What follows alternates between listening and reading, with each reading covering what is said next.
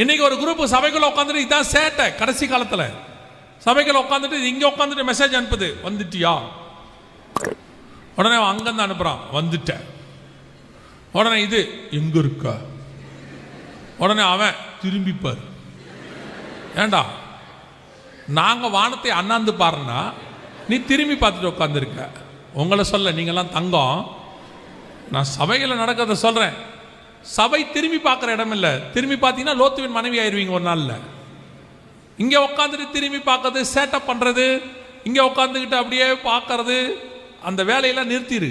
இந்த காலத்தில் நீ கர்த்தரை மட்டும் பார்த்தால் எதிர்காலத்தில் கர்த்தர் உன்னை பத்திரமாய் பார்த்துக்கொள்வார். நீ பல நேரத்தில் இந்த சேட்டையை பண்ணதுனால பின்னாடி இதுக்கான ஒரு விலை கொடுக்க வேண்டியிருக்கும். பெயின்ஃபுல் ப்ராசஸ், விலை கொடுக்க வேண்டியிருக்கும். அதுக்கு ஒரு கண்ணீர், அதுக்கு ஒரு அழுக, இதெல்லாம் வேணாம் நமக்கு.